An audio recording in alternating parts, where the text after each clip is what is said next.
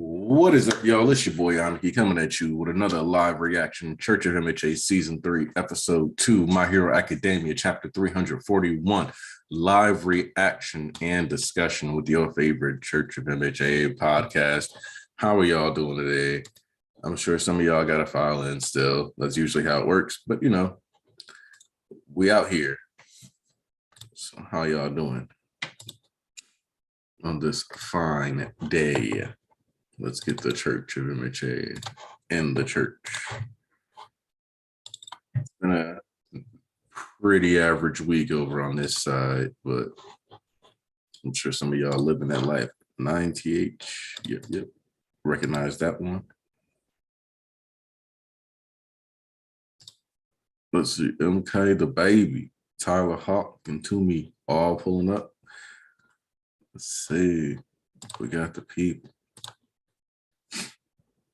Cameron Bailey. Ooh, someone coming in saying the chapter's a 10 out of 10. All right. Yep. I like that. I like this energy, though. I'm randomly seeing. I like that. Love to see it. Let's see. Let's get this posted where it needs to be.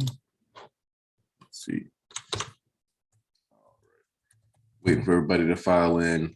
Where we left off last week, like I've been saying since the story of how we all became the greatest hero started, there's a dangerously hilarious level of optimism that seems to be like seeping throughout these characters. And I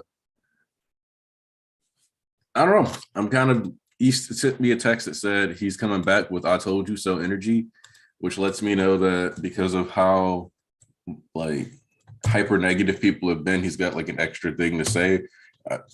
I know y'all been paying attention and staying locked in,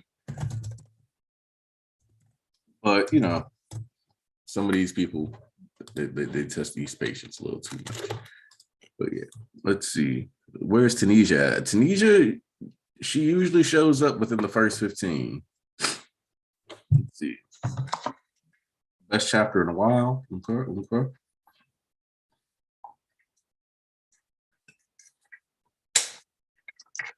Wait. Okay, so Undead Unluck, I'm guessing, is also gas, which is good because I haven't read it yet. There's no reason to be crushed LL Cool JT. All right. Let's see. Oh, Thomas came through, promising that I'm gonna love this chapter. All right, you know what? My boy Thomas here. We got a lot of our regulars. I'm gonna feel bad if I start this chapter without Tanisha. I feel like Siobhan Robinson is off in the distance somewhere, watching us with a smile. I don't know. Anyway, see, that's one of those deep cuts for y'all. All right, I'm gonna start the chapter. And we open with Toga on the cover page. The story of how we all became heroes, part -1.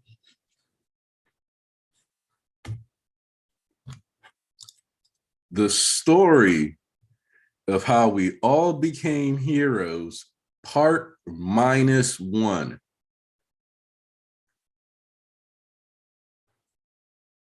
Yeah. Horikoshi sounded like he stuck his foot in his own mouth saying that year shit, because when you, well, whatever. Oh. Okay. So one of the things that I think is hilarious is that people were like, Toga post the war got skipped. We should have spent a bunch of time with Toga while we were in the middle of the Deku arc. Wow, see, Toga appeared, and that means we're not going to get what happened. And now we see, like usual, people jump the gun with this story, and the story is set on when finding out certain things are most logical. And the most logical time period to focus in on things is when they're relevant. chopping up Deku's narrative and the purpose of Deku Far From Home and removing its introductory premise to the saga, which is what the arc is. It's the same thing as Provisional License. It's the same thing as basically season 1 of MHA. It's an introduction to a saga and an explanation and foreshadowing of the conflicts that you have ahead of you and how you can expect them to play out in the results. Okay, so we have what has been saved because we need to see the conflicts that Deku's going to have and who he's going to try to save, how they're going to interact with each other. But now it's the villain's turn, and the villains aren't the main heroes of this saga, so to speak. Whereas with the Rise of the Villain saga, people sometimes question whether or not Deku was the MC because we had this kind of almost split between where the energy was going with development and stuff like that. All right, let me keep reading though. Your fault for having her, Vampire Demon's Lair. We did our best, but nothing worked. The girl is demonic. She went home. And then we see little hype charts for little Himiko. So just stop it already. People playing tic-tac-toe in the crib. You'll pay. They spray painting duties on the wall. Tragic. You'll pay. No one will ever accept you the way you are. You can't just live as you please all the time. Nobody can. Be judged. Pay with your lives. Demon's room. Oof. Himiko's face is too scary. Just restrain yourself for once. We're telling you, this is for your own good. And you pop in, Vampire Demon. See the childhood room of Toga. Want to be a little birdie. Chirp, chirp, chirp. Nah, so cute. Want to be K. Oh, those dimples when she smiles, so lovely. Every night I dream of a dancing red sparrow, and she's like biting herself because in her sleep, she just needs to bite something. It taps a dance on my tummy. No one. Sooner or later, it rips my tummy open and dances a jig inside me. It stains me red all over, making me oh so cute. Such a pleasant dream makes me so happy. Jeez, we'll just be waking up covered in blood. That's rough. Let's see. Threw it all away. Oh, and now we see Dabi's here. Never knew you actually had a heart nut job, but even you can get caught up in emotion, huh? I was just curious about my old house. That's all. Totally normal. And then Dabi goes, ha, you sure you're ready for what's coming? And what might that be? I mean, us putting an end to this rotten world.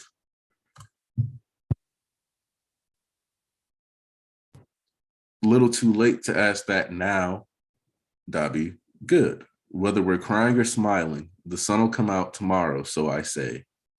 Let's smile, Himiko Toga.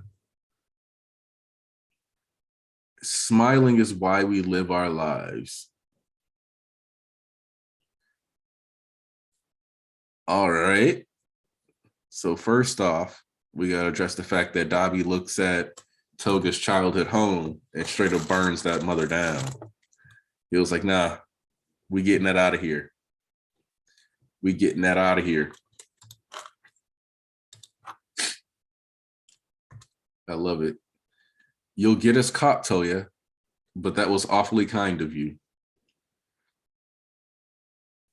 That acknowledgement that he did it for her. Caught, society don't got the juice to take us down right now. And it's not kindness so much as me twisting the knife and endeavor in some way.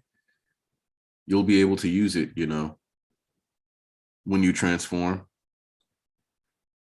If the person's someone close to your heart, you'll be able to use their quirk by drinking their blood. Before Makia whisked us away, I made sure to grab the original body's blood. Ooh, Twice's blood, that is. We'll help that sad parade keep marching. And the ones having the last laugh, that'll be us.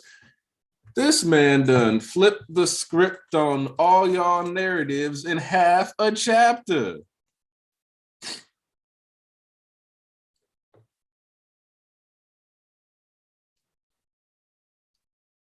Like, think about this for a second.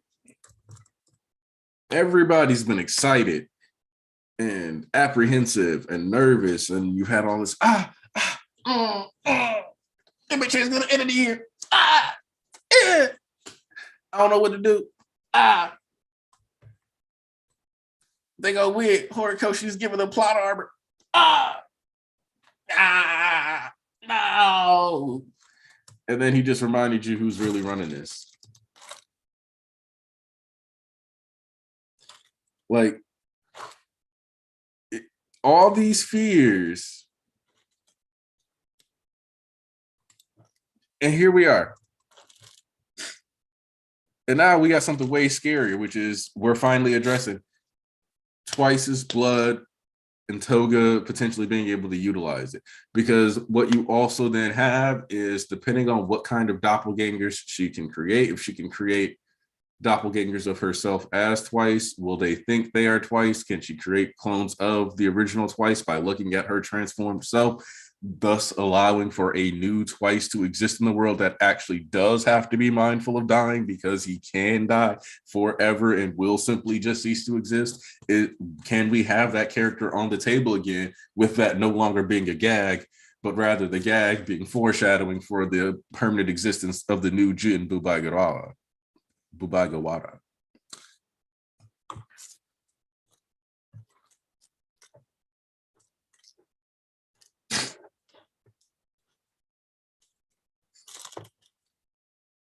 Like, this is the world we're in right now. But now we get that cutaway to, okay, so getting this far shot, and it could just be like a case of same face but applied to Forest. It very much looks like All For One of the gang are hiding out in the region by the Pussycats area. Could be just similar layouts, but this feels like they're in the Pussycats domain. I might have to go back and look at Forest training arc just to double check that. Okay, Shigaraki down bad, screaming in pain, looking like he's finally about to sprout some new fingers out of that, one hand that's damaged, but it could just be the little nubs left over. We'll see. Worry not, Tomura is recovering well. As he conquers the quirk doomsday theory, he's still Shigaraki. Why, yes. See, this is what my lady calls Bill Clintoning.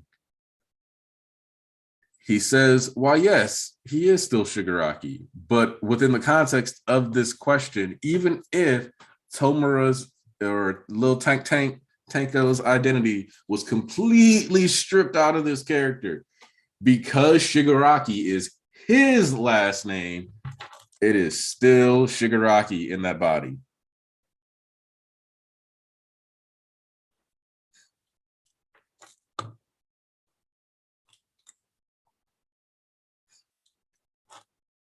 Look, his pockets can withstand temperatures capable of flash boiling carbon fiber, which means they're more than likely at the temperatures of the surface of a red giant. If his clothes can handle it, then just assume that whatever's in his pocket is safe.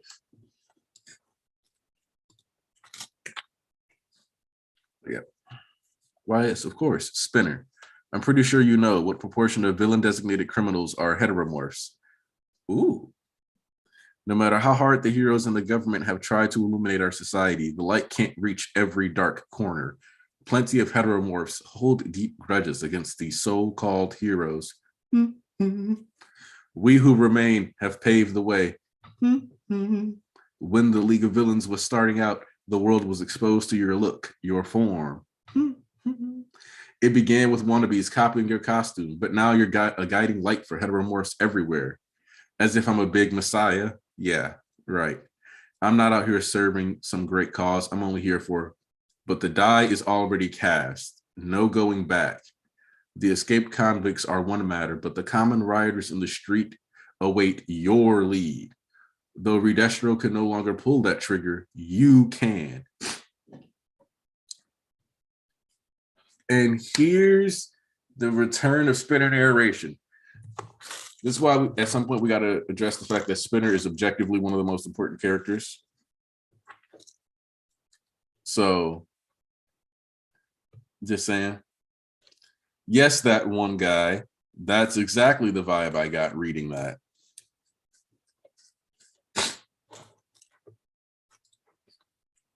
Now, back into the story though.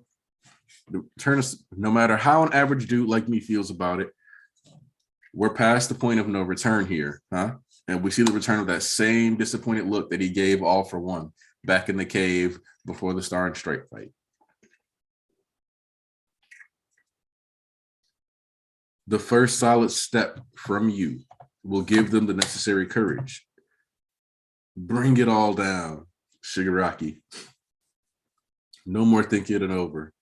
I'm only here for your sake, Shigaraki, the true, loyal right hand. And we see the sludge villain from the first episode in the background. Holy. Ooh, know this, Iguchi. Everyone can be somebody's hero. Let me get my bishops in here. What in tarnation? I do declare this is about time we done had a gathering at this here mass. It is time for a gathering of minds. Make no mistake about it.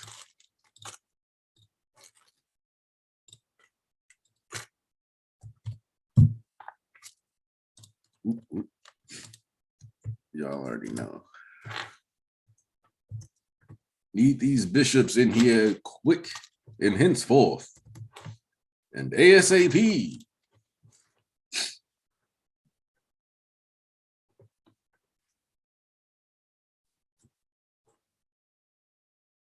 Let's see.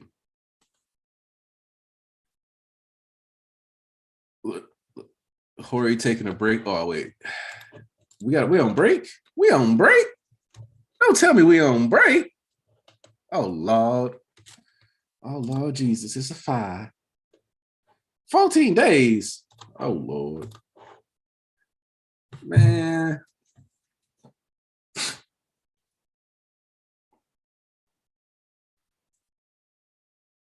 Man, the sludge villain thought Bakugo's quirk could surpass All Might. This gives him a chance to blow away the sludge villain, both literally and metaphorically, for him to put that respect on his name. So he could be like, no, not NFTs. What would no NFTs over here. No NFTs. We don't do that. Don't get into those, kids. They bad. They're bad for you. Let's see. Spinner is going to be Shigaraki's hero. I've been saying that I'm a big believer in Spinner potentially being the one to kill All for One. Specifically, All for One. Betray that man. Stab him in the back. Quite literally do so. Oh, well, hello, Sayas. Sayas, are you there? Nope, I guess she's just loading in. Sorry, y'all. False. Yes, sorry. I just forgot to agree that with the YouTube streaming. I didn't know you guys had to like agree to that every time you came in. Yes, every time there's a pop-up, it says this call is transmitted on YouTube. Do you want to leave the meeting? All right, so you want to get out, right? Like you don't feel like doing YouTube with somebody. I don't like that. That's harsh. All right, Says, how did you feel about the chapter? I like the chapter. I think there are people who probably are more excited about it, since we have so many people so excitedly waiting for that Twice mention finally. So I really like the chapter. It was a villain chapter, but I really also think that there are probably people who will be very excited about it. What I got out of that is, damn, I'm disappointed this chapter didn't have any Endeavor in it. Yes, I mean, it was mentioned. Because I'm like, only some people will be excited. Sayas didn't mind seeing the villains getting into motion after all this talk about MHA ending. This is crazy. No, I like the chapter. I'm just always reminding that, like, I think East in particular is like, yeah, when do we get that Twice mention? So I had to think about him immediately. Oh, look at you, the sweet and considerate Sayas. We got Bishop Tarnish gathered today. How did you feel? Yeah, you can hear me fine. I can hear you. Because internet was acting up. But listen, it's Dabi season as always, so I'm happy. Man, I got nothing to say about Twice. Just Dabi's here. Nah, listen, I'm saving the Twice stuff for when East come. Oh, look at you looking out for your boy. All right. Then, real quick, Toga situation. Are you feeling like she's getting cold? I'm happy. I'm happy with what happened because I remember when the Cassie fight ended and Toga was just at the lair, everybody was upset. Like, damn, I thought we was getting Toga focus, and now we got it. So I'm happy. Yep. This blood situation though, this is gonna be vicious because this is gonna mess up the hero's entire plan. Yes. Okay, this is the other thing. How are you splitting them up if there's two of all of them? I did actually last chapter. I was for a few moments. I was like, yeah, but this could be difficult with Twice, and I remember that Twice wasn't there anymore, and so with Twice Quirk back in action, it's gonna be messy. So, with this whole like duplication thing, I feel like one of the big topics last week that we really tried to like hammer home was how hilariously, like, just from a narrative angle, and a lot of these stories, especially like even in shonen, like people like to pretend like shonen is written for 5-year-olds, but like there's always this tension that like exists in a lot of them, especially these kinds of series, that kind of makes extreme optimism back to back to back, not in the middle of a fight, a really big red flag. And I feel like we kind of all talked about, it's like, okay, no, they're like, we don't have their full plan, but there's no way their plan is this good or going to be this effective because we spent like 3 chapters building up them having this plan and how they're going to go take on the villains. It's like, we just have to divide and conquer. It's genius. Like, it kind of comes down to like the exact, and if you think about it, this isn't even a new plan. This is the same exact plan. And it's like not a genius plan. I'm sorry. It's like the most like basic idea ever. This is the war arc plan. All right. So, except with less distance, because at least during the war arc, the 2 touch points were 80 kilometers away. Now they're like, okay, we'll slow for 10 kilometers. That way, if we shit the bed, it's likely just a giant radius that gets fucked and not the entire country. Because where they're supposed to be, there was just like a giant line basically through the middle of Japan. And it is, in a way, the Kamino plan, isn't it? Yes. Well, 2 groups. Yeah, like multiple strike points. We're just like the heroes' plans literally stop at, we're gonna raid these niggas. Like, and then it's like, okay, how are you gonna raid them? All right, we'll stake them out, and then we're gonna raid these niggas. And in this case, it's like we're gonna raid multiple of them and convince them to move towards us and away from all their allies, hoping that they don't just work together. Like, do you know where they're hiding currently? Like, no. and you don't, just like you have all these transforming mechs and all this other stuff, that doesn't mean that like it's all going to work out or that your opponent does not have similar technology. Because when you have like what the US highlighted also by coming in with Star and Stripe is that Japan's technology, both on the hero and villain side, isn't that far apart or that crazy. They came in with laser beam, EMP shielded jets that can hover. They don't just have to be flying hypersonic in a straight line. They can hover. Hey, Japan has holographs. Like, they got holograms, but I'm sure they got those across the world at this point. Yeah. That's crazy. The thing is with the technology in MHA, and that was like really something which has been an issue or a topic for a long time, is not that far ahead from our current, in Japan, I mean. Yeah. Our current technology. So. Oh, another thing somebody pointed out too is that the league was split up during overhaul arc and still won the hardest. Yeah, That but they were is kind of true. not really part of the fighting. They were just Yeah, That is they true. just still used the situation. Yeah. Archbishop East, I do declare, welcome to the call. Good to see you back in church. Hear ye, Dabi. I am with my brothers and my sisters, and now I shall spit thy seed. That is beautiful. Let's keep this sad man's praise marching.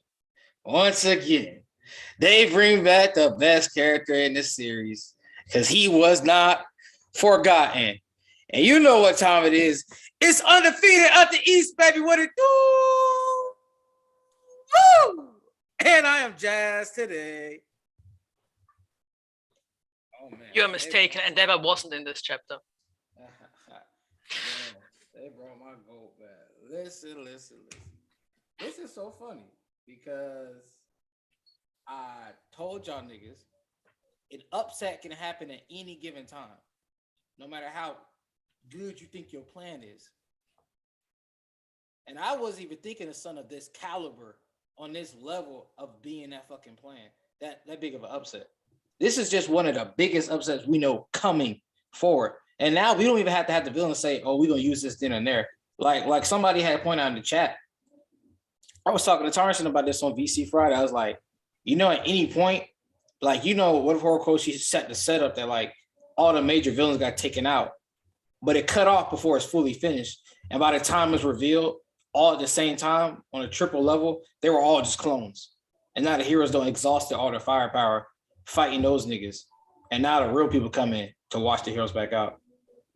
They could, like, bro, they just got the fucking revamp. And they didn't even need this revamp to have the heroes shaking. So once again, unless y'all think Horikoshi finna be throwing out the head, all like throwing out ass pull for the heroes, like he Oprah or some shit. You get a W, you get a W, you get an extra boost, you get an extra boost, you get plus ultra, you get plus ultra. That's what people think is gonna happen. Them niggas not getting that W. They don't have, bro. They didn't have. I mean, the they are manpower arguably before. training again. So I mean, they in the streets. That's cute, but guess what? A little. We're not fighting those niggas from before. Like you said, what matters the most in the series? When people like to push agendas when people lose, quirk matchups matter. They're not gonna get to decide. Okay, we're gonna bring this person with this quirk here and make him do this at this time, and you fight this person because you got advantage. The only reason that worked in the war because that bitch ass bird was in there the whole time, and then they used these people preemptively to get a jump because they knew where everybody was gonna be at. It said, "Yo, use your mud, Kaminar, you suck up." They ain't got that this time. They don't have that this time. Nobody is. They don't know. Yeah, they like if these niggas want to attack, like they don't have that advantage. So it's all up to luck, fairness, and the villains got a bigger advantage on firepower and manpower than the heroes. So it's like the villains know where they are. Exactly. yeah, I mean, it's pretty much broadcasted all over Japan where they are. Exactly. So at this point, it's like, bro, unless y'all think they're just going to be throwing out logically, bro, unless y'all think Horikoshi been throwing out Hail Marys and plus ultras like he fucking Oprah, this shit just went from a 5% chance of them ever getting a W to a 0.1. Also, I just thought about a way that can really, really fuck up the whole day and be another movie tie-in. You ready for this? Yeah. What if he gave Wolfram a copy of the quirk? Because Yue and Shiketsu can combine, right? We still don't know what that means, but it sounds like they can make a Zord. Yeah, that's what I was So if we get a Zord battle, then the villains need a Zord too. But if AFO has that Wolfram quirk, he can make one. So like if we're kind of, it's obvious now that they're both armed better than the other. One is armed a lot better than the other. So it wouldn't even surprise me if, like, even with them potentially not knowing what about the UA barrier, which at this point they definitely do know how the UA barrier functions, more than likely because the Aoyamas would have likely reported it within the last month. You know, oh, the UA barrier, this is how this works, da da da. So we got to see what happens now. Because speaking about the Aoyamas, do we know what AFO demanded of Aoyama before? Yeah. Lure Deku alone. Lure Deku out. He wanted it was like, now that Midoriya has returned to UA, isolate him somewhere alone. I don't know what the plan was after that. But that was I feel like, well, I mean, the plan I thought was to try to get Deku to leave again. No, I think that one was just, since he already went back, just get him alone so we could take him down or take him out, whatever happened. Because if all for one pulled up, he's still gonna be a threat in a fight. Then you know he's not alone. So they try to jump Deku down. Well, I mean, but didn't they say that the plan was that he wanted him to get him to try to get him to leave again? Didn't they say that? No, it was just lure him out. It was literally lure him out alone, like isolate him, like just lure the nigga out. Oh. To where he's alone. Speaking about that bird you mentioned, I feel so sad for Hawks. He sacrificed his wings to get rid of this quirk, and now that quirk is just back again. And he doesn't have, I mean, his wings are kind of back. But so fucking beautiful. So beautiful. Ah! Well, you were talking about the bird. I love that imagery they showed. That imagery was beautiful. Right. It's always telling you, hey, Tarnis, tell him run it back real quick. Oh, he don't care about Toga. He just threw her in there. This, that, and the other. Like I said, he can always run it back to what she was doing. You act like a flashback don't exist. He cares about Toga and Twice. Yo, yeah. Put respect Dabi name. He cares. It's undeniable at this point now, boy. Ain't no argument. Can't nobody tell me that he don't care about the. Well, it's not just that. Nobody can tell me that. It's not just that. I also need to mention that Dabi's cool as fuck. I can't lie. Bro, this chapter he was on a different beat, bro. He's so cool. I've been trying to tell y'all. I've been telling y'all. The way he burned her house. He was like, you haven't been telling me. I've been on that wave. I've been on that wave. You can't tell me that. Man, I've been telling everybody to pay attention. Bro, I swear to God, like, bro, the way he moving, it's like, honestly, we don't have to call out all the dubs that Dabi has. That's not strictly by him fighting, because he sent Star Servant out to fuck with Endeavor and give them a fucking foreshadow. He sent into that nigga house. He went out of it. Then he broadcasted that shit with Skeptic. Then he got Twice on camera dying by Hawks. Then he pulled out a W. I was about to bring that up. Then he pulled out on Hawks' family on the side back. Like, nigga, he be having W's that look like just like not even just like killing niggas or beat niggas. Like, he really be having W's, nigga. Yo, I want to talk real quick. Like, you know how crazy he is? Like, his whole thought process throughout that whole situation in the war. So he went to go save Twice because he knew that Hawks was going to betray them. So he went to go save him. Yes, save him before y'all talk about something. He let him die. He went to save him. Twice, and then twice, no pun intended. He saved his life twice before it. Yo, and then he realized that he couldn't beat Hawks. So he recorded him killing Twice. And then he was going to kill Hawks after that. And then he found the time to take his blood. He probably took his blood before he went to go find Toga and Compress. And that's why he went to go find them. And then when Compress told him that Toga was going out of control, that's why he had that facial expression like, damn, I need you. Damn, you don't. Retroactivity is fucking crazy, bro. That hindsight, bro. Hold up, real quick. Nader came through. You remember when he was on stream? He was feeling a little disillusioned. He says, let's go. Guess who's back again? And I'm assuming he's referring to both him and Horikoshi in his mind. Bro, I'm telling you. That's just insane. Because, you know, all that hero shit is cute. And we already seen that shit like a dozen times at this point, bro. Like, Y'all niggas not impressing me. This weak ass plan, I'm supposed to be like, oh my god, the adrenaline in my heart. I fear the heroes have a chance of winning. In what world? Like I said, what logically, reasoning place do they have a fucking chance in high hell? Before. Now look at this shit now. I forgot. Did y'all notice the Tetsuo reference? Oh, that's what. The Tetsuo reference from Akira. What are you talking about with Oh yeah. I damn. I even peeped that. Yeah, with his arm getting all deformed and shit. Yeah, I didn't even peep that. That's not nice one, BG. Mm-hmm. Yeah, no. I watched that like 2 years ago. It was really good. It's real cool. I just finished the manga like a couple months ago. Man. Oh, speaking of references, yo, oh my god. I can't believe wasn't he smiling? Nigga said, wasn't he smiling after Twice died? That's how he looks. Nigga, he's His a psychopath. It's I literally showed y'all like it's actual proof, like scientific proof. Like people are dying off. Some people don't know how to handle trauma well at all. Some people literally laugh at death and smile. Yo, like you know what's crazy? They saying that he smiled after Twice died. I'm about to like bring it back to the backstory chapter. Remember when he was crying to Endeavor, talking about something I got you for a father? He was smiling then too. That don't mean he wasn't upset or worked up. That's just who he is. He crazy. Okay, so I'm seeing people talk about how she might kill Dabi to avenge Twice.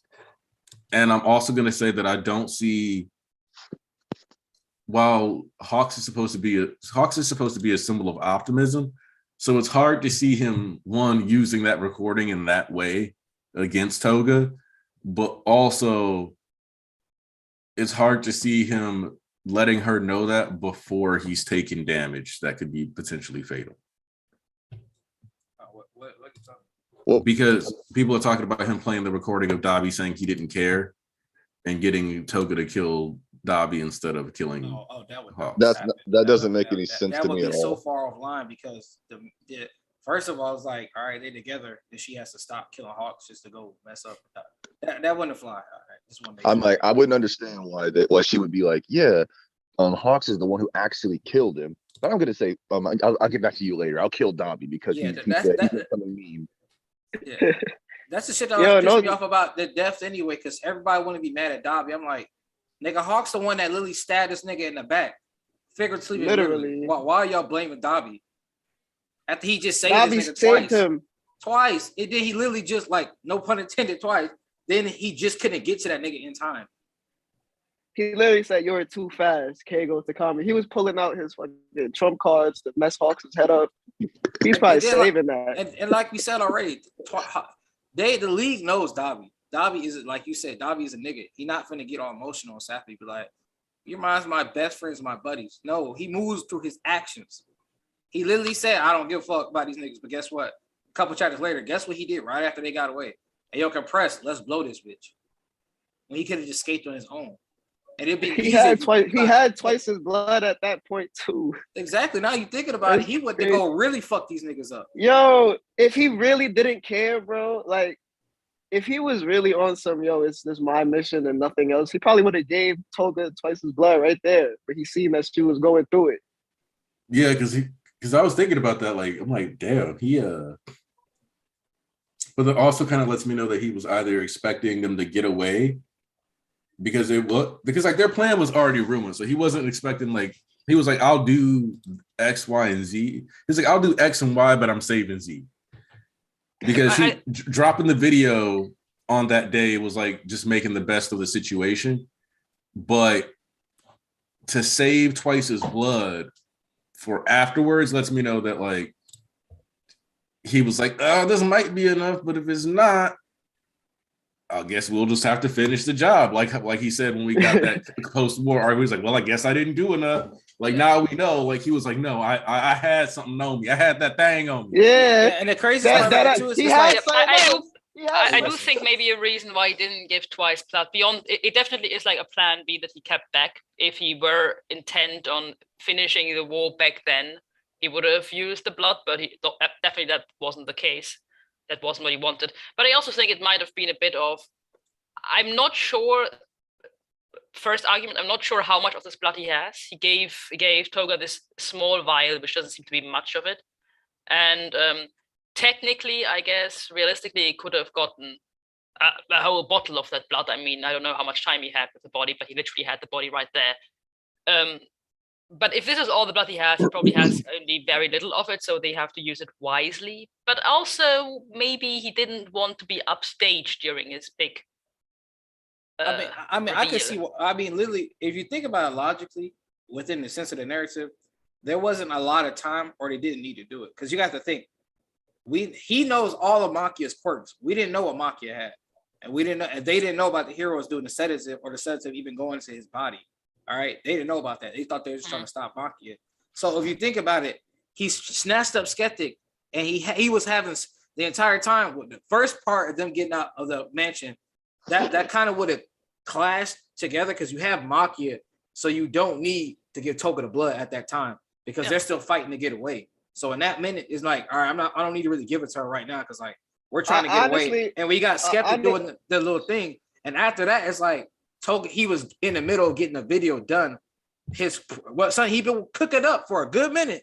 He was getting a video done, so he didn't really have time to pay attention or give Toga right then and there because once again, we got Makia with us. Having Toga do all this is kind of extra and not necessary, especially when he's focused on. Yeah, I do think he was very focused on that video, and I also think that giving Toga the blood at that point and her using it at that point would have upstaged him. That would have just, when would he have used his little video thingy and stuff if everybody is swarming with Twice? Exactly. He needed a bit of a moment of tension on himself. Yeah, that's the other thing too, is that like that wouldn't have let him like, it would have unironically weakened the blow of what he was doing because everybody's stuff getting hijacked and everybody being forced to like, because if you're not in town, then, and that's going on at the same time, then you really, really, really don't care. You're like, yeah, whatever. Okay, my phone's being hacked by some villain. Somebody will take care of this. Bye. Especially if the army of Twices is actually just going, slowly filling up the nation.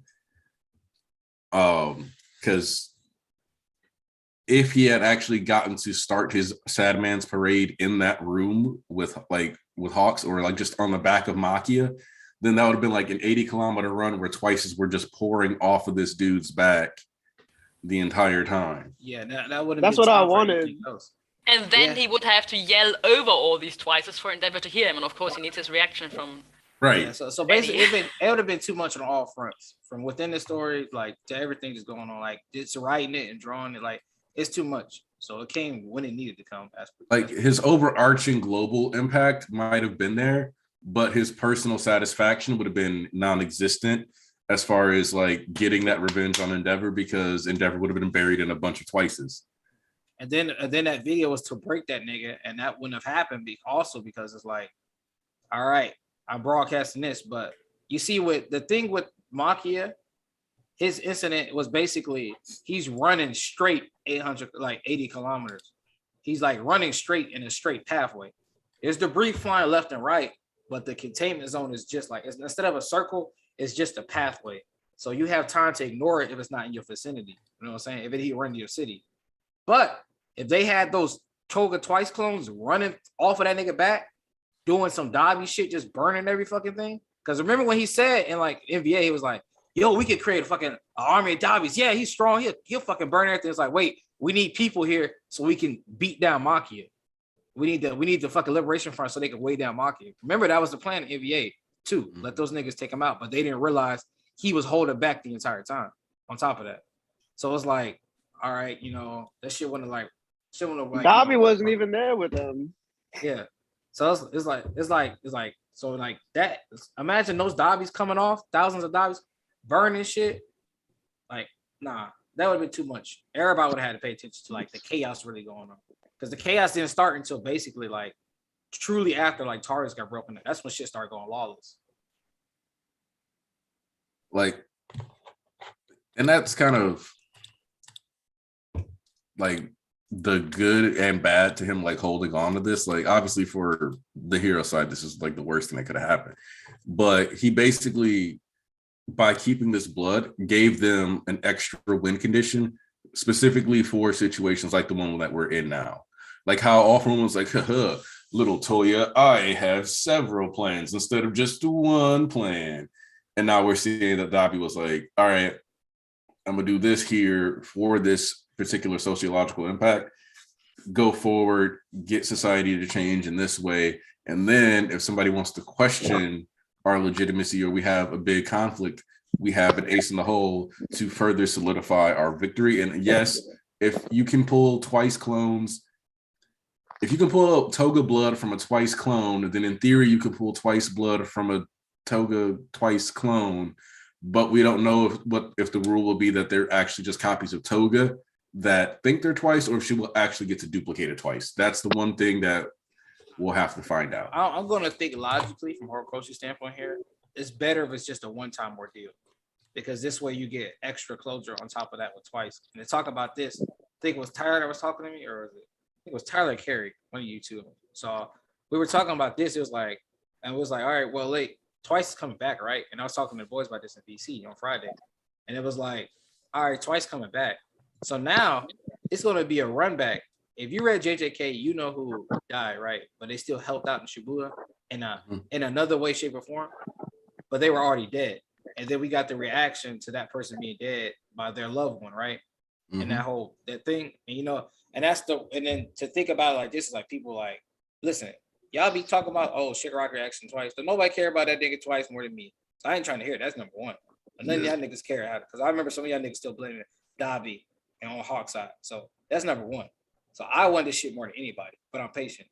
So the fact that it's actually literally going to get ran back, that Twice is going to come back as a clone. He's not going to stay, of course, but he's going to come back as a clone. And then the possibility that him and Shigaraki get to talk and have closure as a final moment too. On top of that, if Horikoshi running back like that on all cylinders, I'm gonna turn into a different nigga. Talking to y'all, but I'm gonna turn into a different nigga. If he run it back like that, where they really get the closure and the final talk, even after his death with the clone, nigga, please.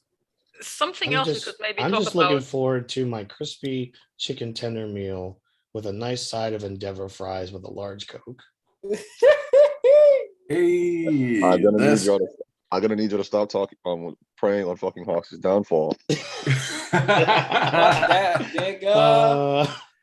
Let's go. Walkers, it's been a while. It's been a while. And it's been a while. I can't talk or sing right now. My throat is still fucked. So there's that. But I got MHA to help out. Too many glizzies? Yeah, too. All that screaming Friday. I'm also trying to train my new pup to bite at people who can't read, so that's working out pretty well so far. Hey man, you might want to give him something like mechanical upgrades, because if he anywhere near this fandom, people that read My Hero, he's gonna have a lot of biting to do. So, that's how I'm training her. Her mouth gonna be real tired, boys. Iron jaw, nigga. Holy shit. Also, I'm like zooming in on this blob again that Hori drew. Hella fingers, just coming off the blob. Just mad number of fingers. Yo, I think that's an old quirk we've seen before. Like that looks like the quirk that he used on that that island him and Nana were on. Oh, like he had this fingers and hands. I might be misremembering that. That looks familiar, really. Well, what this reminds me of also, though, like, it's making me think of a lot, but specifically, it's making me think of the exhibit. Remember when Aoyama was sitting by the door, and then it was like the giant eye with the... Yeah, that's what I see here. This is also the case of like images you can hear, because you can just hear that being juicy and grotesque shit. Yeah, shit nice. Tobufu. I'd like to address it. I want to talk about this because somebody else said something. People really taking Hori's comment on MHA ending as him having a deadline before the end of a year, rather than just estimating when he thinks the series he's playing so far. See, in that case, that's what I'm talking about. Is like First of all, these mangaka saying when it's going to end is just a gag at this point. I don't even want to sit here and ramble. We can literally ramble and talk about for like 30 minutes straight all the things that need to be resolved. If he just needed to cut, is there what under speculation? There's no part 2, no jump. The heroes win. The stuff you would have to cut and completely ignore and rush through because you can't do both. Just to finish within like 40 chapters, and this nigga just took a break. Nah, nigga, this is just a gag or a joke. Even with a clean sweep, there's no possible way to get through this in 40 chapters. There's one scenario in which when an author is telling you a series is going to end, it's actually justified. And that's when they do like the Fire Force author just did. When they say, oh, I have 2 more chapters left to draw. Yeah. When they give you a hard chapter number. Yeah. That is when you get to like be like, okay, cool. Because like when Bleach was suddenly going to end, we got like a little note that was like, Bleach ends in like 5 chapters. Yeah, I think I remember that. So even then they say there are 2 chapters left to draw. There's still a possibility that 2 months later they are like sequel. Yeah, I mean, we've been talking about that in regard because it's like, bro, there's no possible way to satisfyingly conclude. Because listen, on top of everything else, even just manpower, right? The way he treats his villains with this much kindness and care and respect on their names. You expect me to believe he's just gonna throw everybody to the wayside and nobody gets shit they really came for? Chaco's just gonna suplex Toga and that's it. That's it. Dabi just gonna let Dabi just get taken out by Endeavor and Shoto and just like, damn it. All this suffering, everything I did was let's hope for it. I hate I ain't hoping for that. I hate that we got the back shot of these villains instead of them like getting to see some of their faces. Bro, that's how you know, bro. Listen.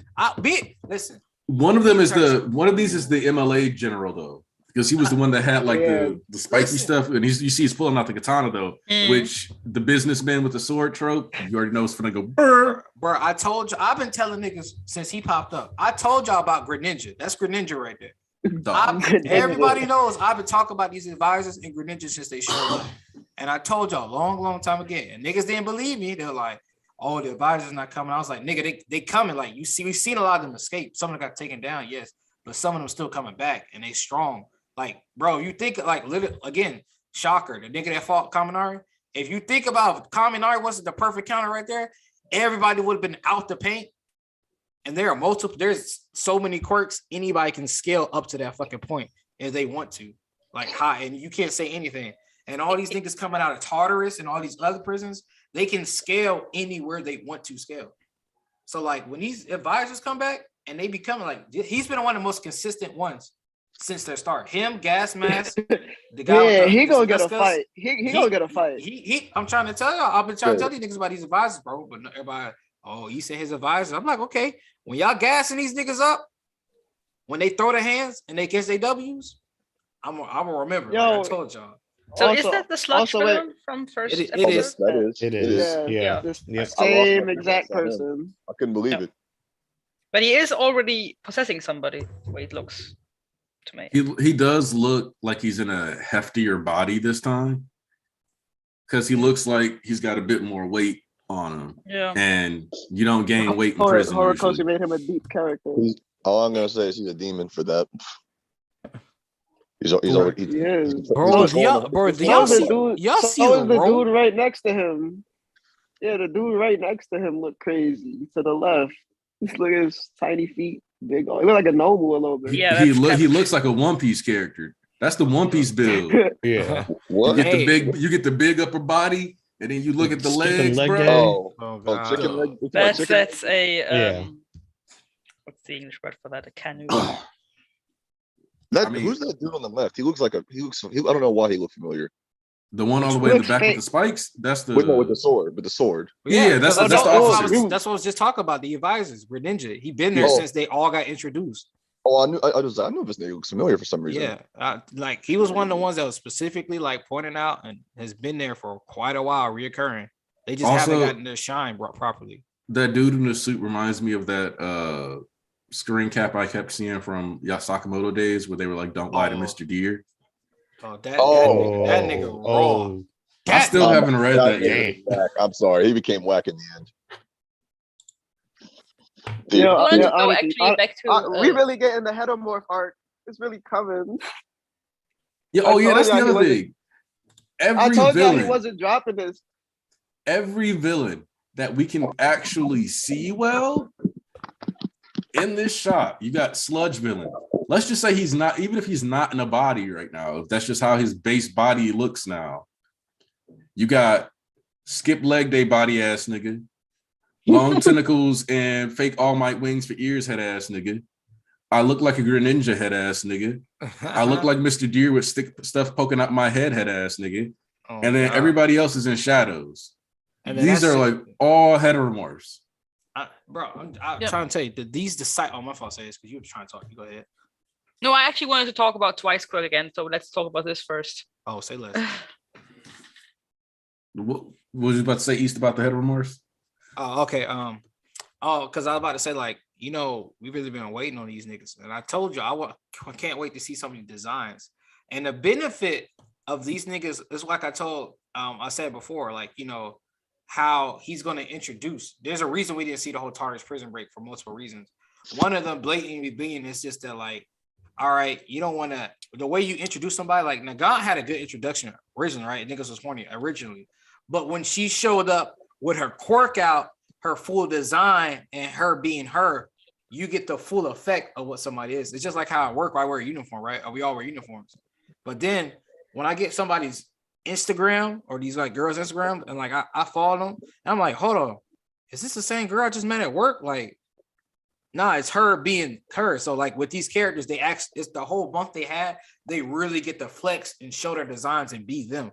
Like, you know, they had a whole month, get this gear, get that gear, get costumes that fit them. So now when they pull up with their quirks and their designs and their names, now, you know, you get a full effect of like what these niggas are really about, especially where we at in the story, just to, like dealing with the heteromorphs. And you see, like, look this whole chapter. When these niggas be showcasing, and you know Horikoshi, I don't know if y'all seen some Horikoshi art, that nigga a sicko. Like his non-MHA art, he a sick motherfucker. Like that's that one picture with Ayama and the eye thing, that's like common art, like for him outside of MHA. Or the one with Toga naked and like the demon coming from her foot. That's all like typical Horikoshi shit. Like he's a horror freak fanatic. So when he draws these twisted ass characters coming in, I try to tell you that shit gonna be insane, bro. Like I absolutely cannot wait. And these are big boys. Like these are grown heavy hitters, not some off guard young weaklings, some scrubs. These are big boys they playing with now. Sludge Villain, yo, All Might had to beat Sludge Villain. Yeah, well, like Death Arms is not a scrub, and he couldn't even do nothing against that nigga, really. Well, I mean, I was gonna say I feel like Deku could probably beat him now. Yeah, no, of course. Well, I don't even know because All Might hit that man with a full. Think about it. The punch All Might hit him with changed the weather. Deku ain't done nothing like that yet. I'm not saying it took that to beat him, but like it didn't take that to strong. beat him. And plus, Deku has Fajin. He could just get to that level if he needed to. He's strong, man. Deku, look, after Ordinary Girl, Deku's not fighting no heteromorph. He gonna be like, I can't. The discrimination. Wait. Okay. Also, I wanted to flex real quick because there was a flashback panel to Deku Black and those people wearing Spinner's outfit. I told y'all about that, and y'all still said Deku Black didn't matter, and that's crazy. But now it's actually foreshadowing for heteromorphs. No, this made the whole arc worth it. Only idiots said that.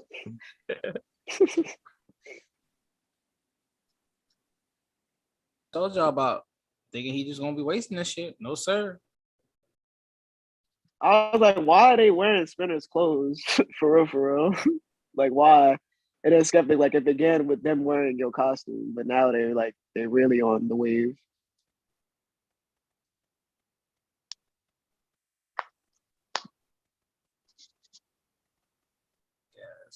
Gas the fuck out.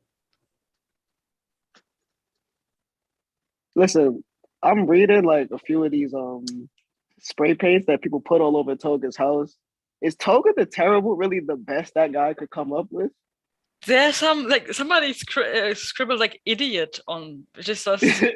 Yeah, thanks. Whatever. I just love how somebody Vampire.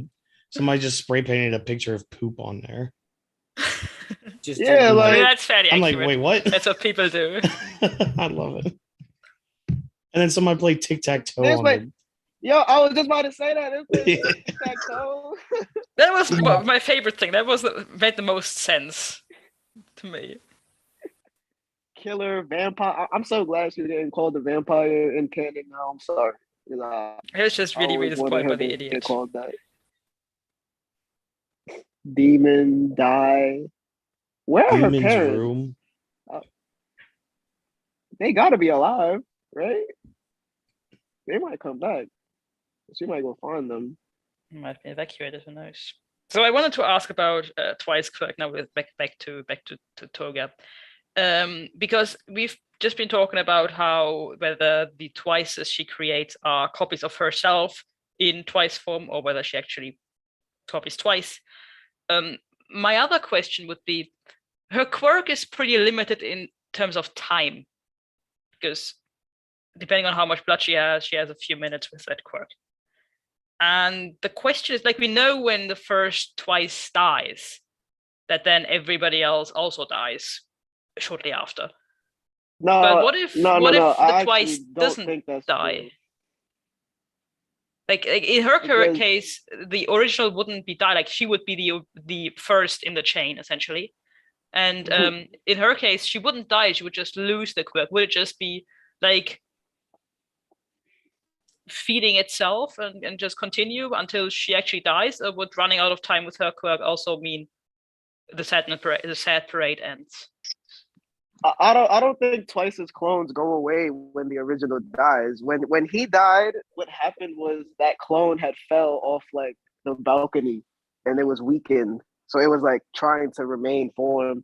If the clones went away when he died, then he never would have had that moral dilemma about am I the real one or not, in my opinion. But also, if the clone is going to be actually him or not, I remember I told Eastus on Friday something from NBA. But when Twice makes like clones of Compressor Dabi to fight Redestro, they don't know that he overcame his trauma, even though we saw Twice like have a conversation with them about that earlier. And that was because whatever clone he makes at the time knows as much as the one that made it. So if Toga made a clone of Twice, the clone would immediately know that Twice is dead. And he'd just be like, well, I'm a clone. And then it'd be like the reverse of before, where before he thought he was a clone, he wasn't, and now he really is a clone. And the time limit thing, I don't know about that. I'm gonna just have to, because I remember for Kami, she was Kami for what, a few days because she like kidnapped her. Yeah, because she got her jammed in the room. Yeah, there's like a little sip of blood. So she, at most, she might be able to just make one complete Twice clone, and that'll be all they need. Just one complete Twice.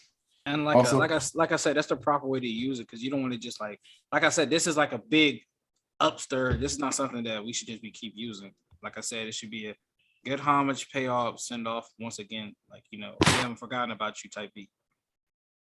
Also, what that allows those for the Twice to have like a proper goodbye with the league, because he just kind of got to pull up and tell them like, oh, I'm dead, sorry, get out of here so you don't go to jail.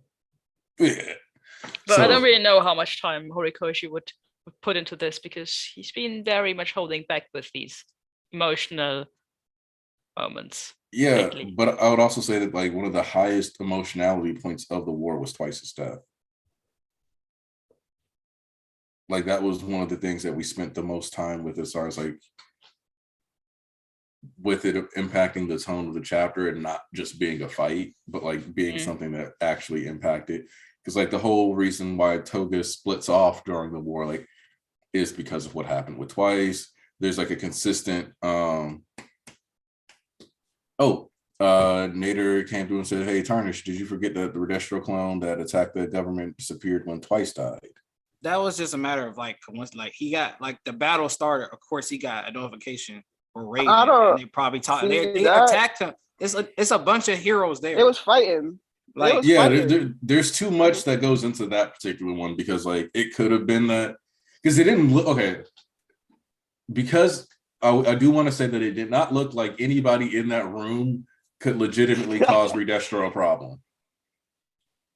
but you don't need that much damage to, like, Right. It's like we don't know how durable that clone was though, and like how much of like that, like Twice's quirk impacted its durability versus its own durability versus whether or not it was just, well, Twice died, so all his clones disappeared. We don't even know when that we don't even know when that happened specifically, like the time frame when that happened either.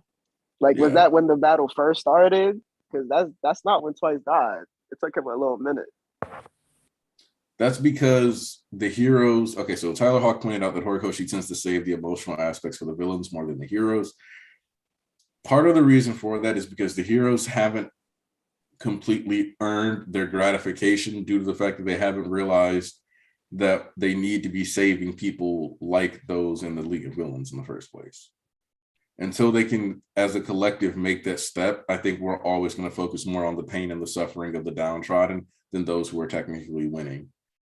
Because Horikoshi isn't pretending that the heroes are inherently underdogs.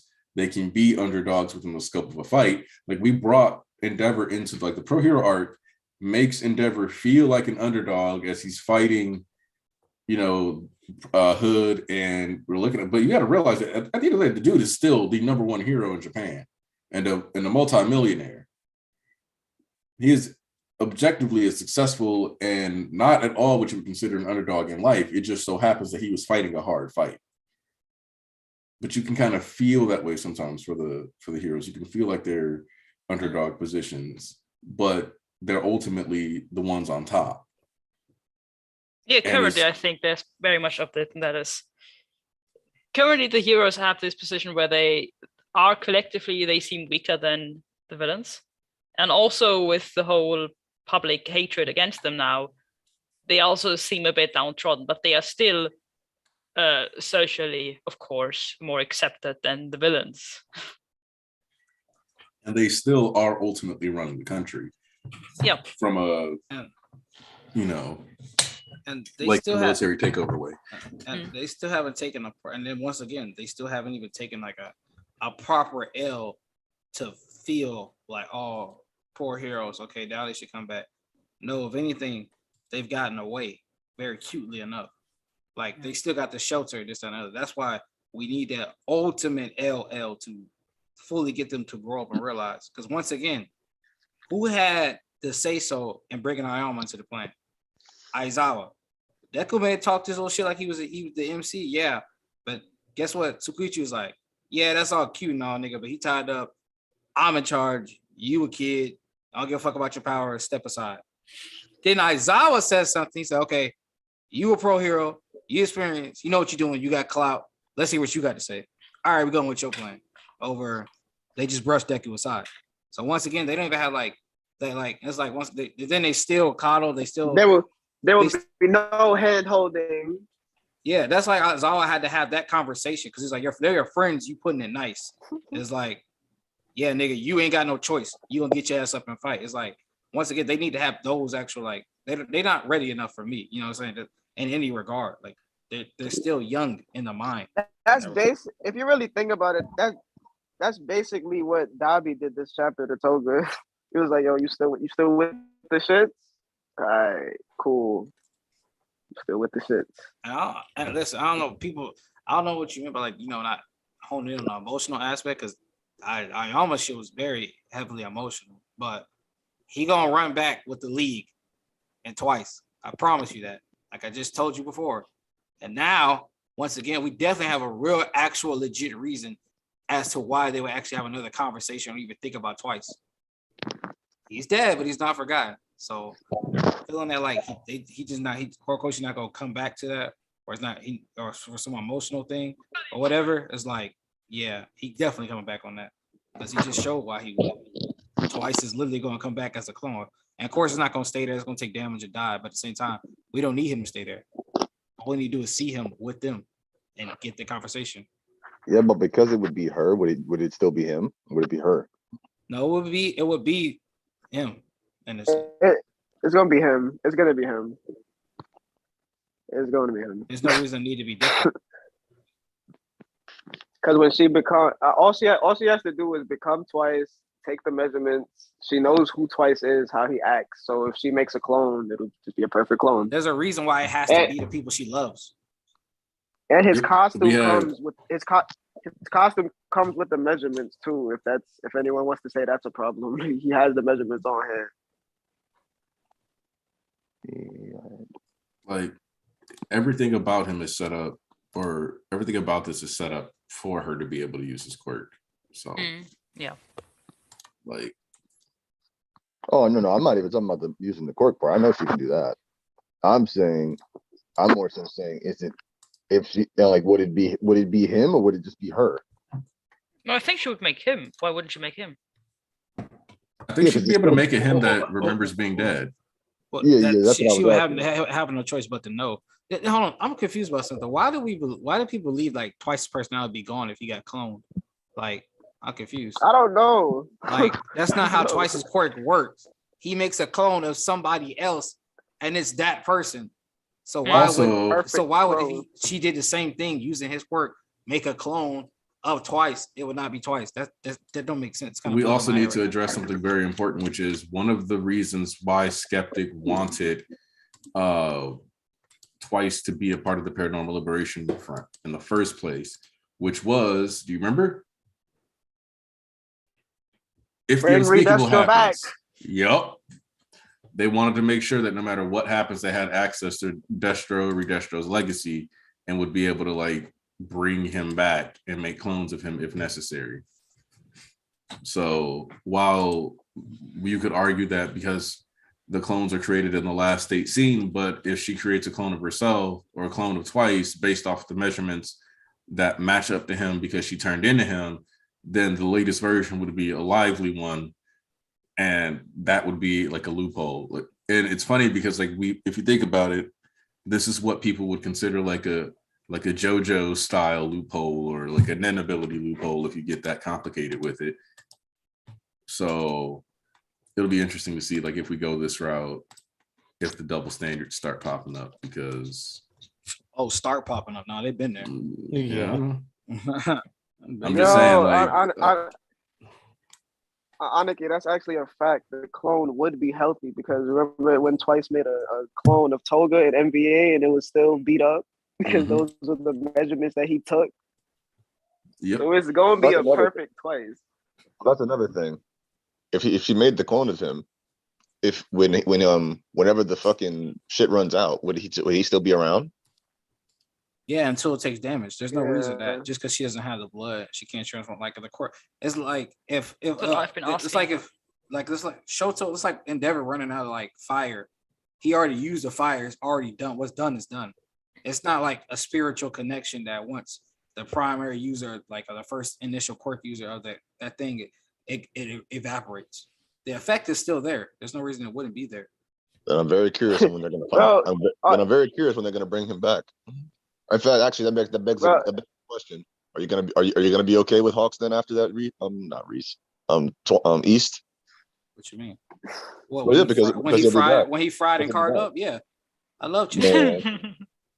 He'll be back. You won't have a reason to hate him anymore. He'll be back. D-Sass is out here just chuckling at like, yeah, to what Hawks getting cut up, yeah. And then no, I thought it was funny because Twice is still dead. Wow. Like I know these will forget that Twice is dead just because now there's a copy of him. Yeah. No, she got a point. It's like he's still dead. It's like just because it's a copy don't mean shit. Like you still killed the nigga, you bitch ass nigga. We gonna run it back. And plus, like I keep saying, do not expect this clone to stick around forever. Oh yeah, he's gonna come and die so that they can all get proper closure. And then in a holistic sense. Yeah, and I don't think it'll be very fast though. I don't think he'll die like immediately. Oh, yo. You don't got to. That's fine. Yo. So y'all know all for one, right? Could he take the double quirk from a clone? I doubt it because that would be kind of too easy. in that case, Like, could who take Twice feel could have like- already made like half a dozen different clones of different people and just steal the clones' quirks. That's weird. I mean, I don't. So my thing is that I don't see why it can't work outside of it just being like really powerful. Because if you can make an artificial copy of a quirk, that means you can sit around and putz with DNA and matter until you can like create the same thing.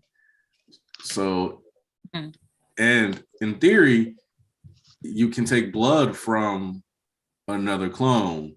And if you can take blood from a clone, then you should be able to extract genetic material and information out of the clone. And if you can extract DNA out of the clone, then you should be able to extract a quirk factor, as the quirk factor is written into the DNA genome or the human genome. No, I don't we like don't it. need off. We don't I mean, need then off again, I one didn't with like this the quirk. blood transfer thing either. Yeah. I was curious about that because I was wondering if it was gonna, I was like, but his clones turned to mud. But I was like, all right, I guess once the blood is mixed in with other blood, it'll just be real. Which makes no sense, but fine. If you go back to the scene where the clones were killing each other, they did manage to bleed all over stuff. So you would see a mix of blood and the mud putty. So it is consistent with what the power was introduced as. Like they do have their own organs, blood, and all that other stuff. It's just that once it takes lethal damage, all that stuff just turns into genetic goo. So I guess you could look at it as like a giant pile of stem cells, maybe. Well, Like the goop that comes out of his hand is actually like a stem cell spray. I mean, I don't know why people are making this more complicated, his quirk more complicated than this. Well, we're just given the biological aspect here, because from that perspective, you could argue that Twice is like the part of the reason why we always emphasize broken bones is that specifically within bone marrow and within the bones, you can generate like extra stem cells, except that's part of like what, you know, so like his bone marrow could be the source of where his genetic material like replicates what leads to him having the ability to clone things. Boom. We've done the biological breakdown on Twice's quirk. Let's go. One thing I really, really love is that if we're now considering that this is all the blood they have, possibly. So Toga wouldn't have very long with his quirk, so she might be able to create, let's say, 1 or 2 copies. Let's say the 2 copies of Twice, and which isn't all that much. But remember all this time, like every time when Twice fought, not every time, but quite a few times, I remember them being like, the clone goes first, because if the clone gets destroyed, it's just a clone. But now this would be like turned on its head, because the clone is all they have of Twice. But at the same time, Twice was limited before. He's not limited now. No, but I mean that whatever clones she makes, probably that original clone, because it is the strongest version. I mean, every later version of the clone would be weaker and weaker. So that first clone of Twice would be essentially as important as any of their living members, because if that's all the quirk they have, all the blood they have, they can't do it again. And every other copy they have of him is just weaker. So I just like this turning on its head, this idea that the quirk, the clone is worth less. So let's send the clone first. I remember, like, for example, in the overhaul arc, they sent I think there was a compressed clone first. Yeah, it was a compressed clone. Because the clone is like worth less. If it gets destroyed, whatever. But now if it gets destroyed, that would be bad. Do you remember what happened in MVA? One of the Twice clones, when they were making Industrial's office, he literally like tapped Shigaraki, his clone, on the chest and was like, and it's okay if you guys get beat because you're clones, so don't worry about dying. My favorite Twice moments. And Shigaraki was like, don't make your leader just to expect him to die. Like, what? He's like, yeah, he's like, you dare get clone your leader expecting him to die. I was fucking busting out laughing. Dabi was like, I'm not.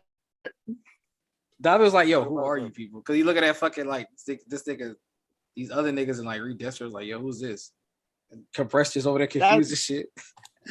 That's when we got that confirmation that whatever clone is made has whatever information the person that made it has. Yeah. Mm-hmm. My goat, man. Victory, so sweet. Gone So- but not forgotten. So beautiful. So I guess we move into the final phase, huh? Yes, Do we want sir. to talk about Yeah. Toga's dream? Is that Oh, some meaning oh, behind it? Or is oh, it oh, just yeah, we talk- history? Oh, Let's You mean say, yeah, that let's one discuss is that flag? first. I purposely didn't bring that up. Toga's dream, that hyper artistic and open for interpretation. The bird happens to have red wings. Dream. Yeah. yeah. Ooh, Yep. But it was a sparrow, not a hawk. damn. East, how you feel about that? Spider lilies and shit. Because that wasn't the first bird she was killing or being entangled with in the first place. Because remember her flashback, she was sucking a bird of that one bird, and we talked about that. And now once again, Horikoshi and Toga and this bird. But now more Hawks so is than dead. now, so more so than ever, Toga's really gotta die now. Like, she felt the sensation of her body being covered in blood and basically dying from the inside and just Flashing dripping in with her blood. guts. Yeah, like literally in her guts, like literally gave her the sensation that this is beautiful. Think about that. Something Mhm. inside your stomach, dancing in there, blooding you up from the inside out, and you covered in blood, and you choose to believe that's how I want to be. That's beautiful. Like on some Carrie shit. Like, nigga. I What mean, the- Hawks could okay. kill both halves of the famous duo. That ain't No, happening. That ain't nah. happening. That'd be so fucked. That'd be so. No, Like, Dabi, he sta- Da- he stabbed Dabi- twice. He stabbed twice from behind. He'll stab Toga from the front. In the belly. Dabi would straight up kill him if that happened. I think that nigga would be furious if he killed Nah, Toga. that ain't happening. That definitely not happening. He ain't getting those two. Hell no. Nigga ain't got enough wings for all that shit. Is there meaning to those flowers? He got hands though. He got hands. The spider She lily? do too. They have a meaning? Hey, aren't those in it- Yaiba? A constant thing in Yeah, Yaiba? unfortunately, but Mm, it means like rebirth or something like that. Like it has several different meanings, but I know one is for rebirth. And then on the cover, you see Toga. She kind of looks like Twice a little bit. Her outfit, if you look at it closely, Yeah. it like looks like his villain outfit with the spider lilies. So it could be like symbolism for like Twice's rebirth or something like that. Hmm. That's what it is. I'm almost True, certain with that's what the it is. blood and where the blood isn't. Yeah. So part of apparently, so one of the things is it's the flower of the heavens. And according to one of the Buddhist scriptures, red flowers will fall off from the heavens as a signal of an upcoming celebratory occasion. But they're often also associated with final goodbyes. So that, as we discussed Twice, and potentially even her dying or her being able to bring Twice back, like I mentioned, having that final moment, you know, because it also represents like someone, the red spider lily said, to guide the dead through samsara, the cycle of rebirth. So you can look at it as a rebirth of Twice through this cloning, them getting a final goodbye, it being a celebratory occasion in the sense that they're finally on top. There's a lot of layers you can apply with this spider lily, and I don't think any of them are necessarily Wrong, so to speak. wrong or more right than the others, because they all work within the story, which means that which means that like Horikoshi is deliberately choosing one of these or all four of these aspects for us to latch on to, Well, and have those in the back of our mind going forward. I'll say two things then. So one, on the topic of the rebirth and spiral, as somebody pointed out so beautifully, once again, Twice not forgotten. If you didn't know, somebody pointed out that if you pay attention to Toga's bloody costume on the front cover, that's literally the representation of Twice. Her costume was like actually Twice on there, like it's literally the pattern for Twice's shit. And if there had to be Twice representation along with the spider lilies on the background of the cover, you know, that was basically telling you that like he's about to be reborn in a sense and come back into the story. They clone of him, but still at the same time, the character. So once again, that's on the cover, and then on the page of like Toga's belly exploding, those spider lilies could mean something else. That could be a celebration because you talk about the dream makes her happy. Yeah, but that on another note too, she definitely not die. It's impossible for her for the to die to Hawks, bitch ass, because she has to have a conversation with Toga. That's her final, like, you know, when she goes out. Yeah, when she goes out for good, it's her and Toga, you know.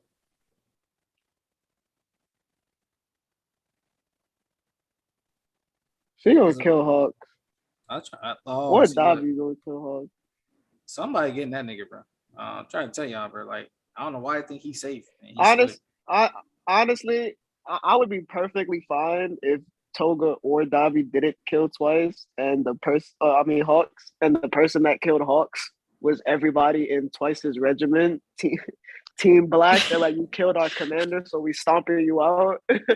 That'd be very beautiful, nice. You know, Granny got hands. I can't wait to see Sanctum, the oldest member of the week. Yeah, I know that nigga's still around somewhere, boy. I know he hot. I know he hot. Twice does.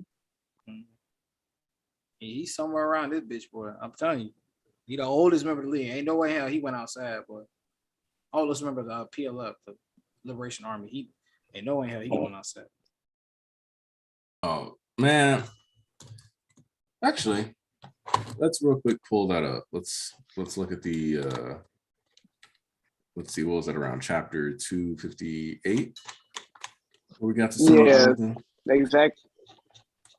Yep, 258. Also, the appreciation for Dabi jumping out the window like a crazy person, and he didn't jump, he fell out of the window. No, you still got it wrong. He flipped out the window. That nigga just casually flipped out the window. That nigga just casually threw his body on and just did the fire and stuck the landing. He like jumped out of the window and somehow landed on his feet. He's so dramatic and I love it. That shit was beautiful. Hold on. All right, so we're gonna pull up the final spread. Then we're gonna Windows left that. That's right. All right. So it's the only person who looks to be from the advisors so far is the one on the far left with the sword, who was Dabi's third, or was like the number 3 in the Violet Regiment. Was Gaten's number 3. So there might be other ones in here that which means I got high hopes for him. Yeah, because he's in the Gaten/Dabi regiment. Bro, I'm telling you, I'm trying to tell you. All right, listen. Told you, Greninja one of the niggas on the list to watch out for. I keep telling y'all who on the hot list for niggas with hands. And Greninja is one of those niggas. I've been telling these niggas since I seen him. I'm like, all right, he got a suit. And then I seen a nigga with a sword. I said, oh, okay. Then he escaped. And then he been out here. First of all, he just got a katana. Straight up, just got a blade, bro. With a suit. I'm trying to tell you, this nigga gonna be raw. We gonna come back some months later, nigga, like, oh my God, yo, this nigga. I told y'all, that nigga was raw. Oh yeah, yo, Annika, you peeped that Spinner still got Nana's hand too, that little charred hand. Yep. Okay, so is there time we moved on to the big man? Yeah. Are we talking Spinner? Talking about big man Spinner? I think it's time we move on. I think we talked about everything else. It's time for big man Spinner. Big man things. And the Hero Site Commission not gonna be around. Like, I don't know. Like, ain't gonna be no commission at this shit. Like, well, the commission was already dead. It basically destroyed. It's basically like nothing. Yeah, don't expect them to come and make any plays. Oh, also, I just want to say this because I've seen some people be like, "Oh, I think this part 1 is going to be the only really like villain centric chapter."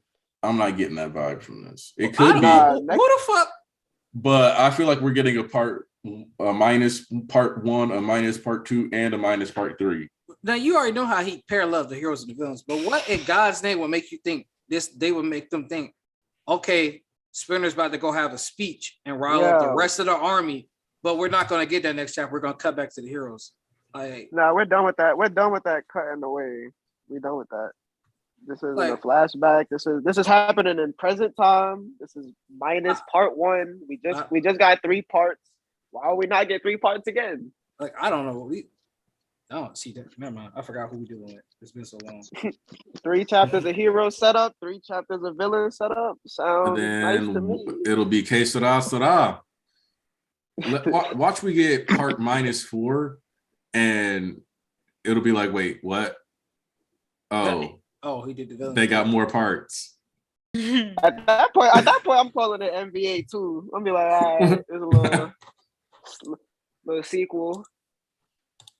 Like, this is one of those chapters where it honestly does kind of feel like, well, if you just 100% believed everything was going to be a-okay, yep, you're, but otherwise it's like, yeah, no. Ooh, super chat from Nader. I went back and checked 298. Redestro clone attacked at the same time as the hospital raid, but when we see him, he's in the process of melting.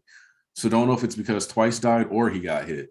Yeah, because it's obvious he was in a fight, so we don't know which one, and I think Horikoshi kept that ambiguous.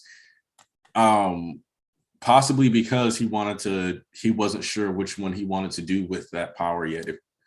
And that's fine. Yeah. To me, it's just like that whole dilemma he had about being the real one or the clone. I'm like, that doesn't make no sense if the clones die when the real one dies. Yeah. It would just make Twice look kind of stupid. It would just make Twice look kind of stupid if that was the case. Like, he was just upset over nothing. Yeah. But Tanisha is like, we'll need an explanation for Shiggy looking like Tetsuo. You want to know what the fuck was on that? We already told you he loved putting his influence and his references into the manga. But Shigaraki's already been based off Tetsuo. He already said that. He was a very big fan of Akira. Yeah, like he said that's his Bible. Like, as MHA is my Bible, that Akira the manga is his Bible. That's what he said. Yeah, she's asking about, but in story. What about it? Like, what is she asking exactly? Like, what exactly led to him having that big body? But obviously, that's because if you remember back to the quirk factors. Yeah, it's singular. I think singularity. Like him saying, it's more than just him like quirk singularity. It's his body actually having so I kind of described the internal situation in the review I did back then on Star and Stripe and Shigaraki's fight as her giving him an immunity disease, in the sense that like it caused his body to attack his own body. But because of that, any and all quirks that even kind of don't like each other necessarily are like can now be more aware due to the rebellion that Star caused. And that could lead to more quirks like fighting against each other and tearing against each other, trying to maintain the vessel, which means that normally his body would have been able to handle all for one perhaps, but now it's really starting to break down. So it's basically like that whole allergic reaction from all those quirks fighting and just trying to kill each other.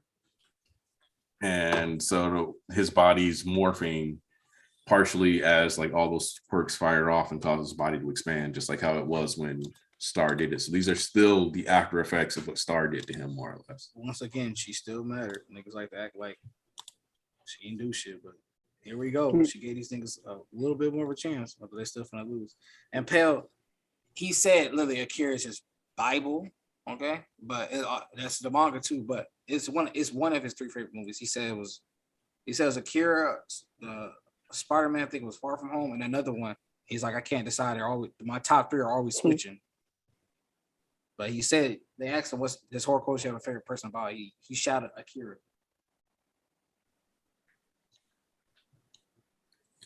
Might have to. But on to this topic too.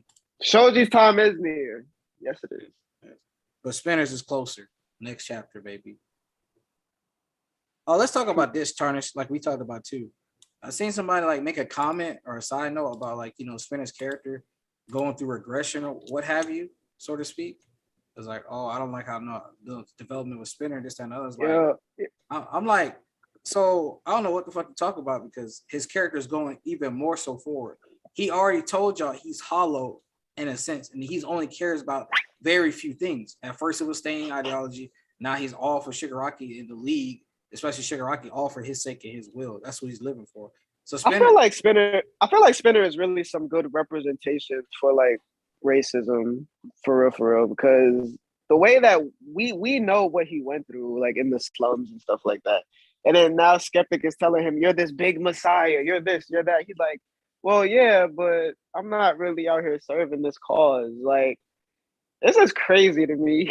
Yeah, like I told Thomas, he's really the spokesperson. Like this is how people act in real life when they get offered to like do things for like black movements and stuff like that. That's really how people act. Like, well, I don't know for real if I'm like the right person for it, even though they went through everything that This is crazy. I like the writing for this. Exactly. Me and Charles talk about this. It's like, bro, yeah, it's like when you have like a group, we talking to other black people about the struggles we go through, right? And we like, yeah, bro, this shit crazy. Like, you resonate and you feeling it. But then you ask me to get on TV and be a spokesperson and stand in front of a crowd and preach, the black BLM movement and this, that, and the other. I'm gonna look at you like, nah, chief, that's not my gimmick. That's not my vibe. I was just, talking with my niggas about this stuff or people that can resonate. I ain't trying to be no, next revolutionary activist. Messiah. Yeah, it's like, that's what they hailing him as. Like, God, he's like, I ain't getting into all this shit, nigga. Like, we didn't even ever plan to like team up with you niggas and then, be with y'all this and like, we kind of just formed a group with y'all because shit happened. We need more power to make it's crazy. Like Spinner has never thought about himself. Like the whole time he was with the league, he never vented about anything. Like he did a little bit at the start of NBA when he yoked Shigaraki up and he was like, "What are we doing?" when he got upset. But other than that, he's really just been chilling with them, following the wave, like, and now he's given a chance to be like on his own gimmick. And he's like, you know what? I'm not even going to think about it no more. I'm going to just go through with the plan. And now this is dangerous. This is dangerous. Like Spinner is 100% just here for the ride at this point. And the thing also, the idea of calling this a regression when the thing that Spinner found wasn't necessarily his dedication to an ideology, but his dedication to a group of people. He questioned whether or not what they were doing was right back during Overhaul. He decided that he would stand by Shigaraki no matter what. These things aren't mutually like these are like they don't necessarily conflict with each other. You can have questions about the morality of what you do while simultaneously being like, even if I have to do bad things, I'm gonna do it because it's for my homies. You're allowed to be a villain with a conscience. I want to say something about that, and that is that, and I had this feeling with Spinner for a while now, because we have been discussing this idea of AFO taking over Shigaraki's body and etc., what the plan is. And this makes it pretty clear that if AFO takes over Shigaraki, Spinner is a bit of a loose cannon. Like, I really think from this chapter we can say that Spinner's loyalty is to Shigaraki and not as up to AFO. And this, I mean, he questioned first, I think it was even the same page, where first question, is this even still Shigaraki? And then later on was like, my loyalty is to Shigaraki.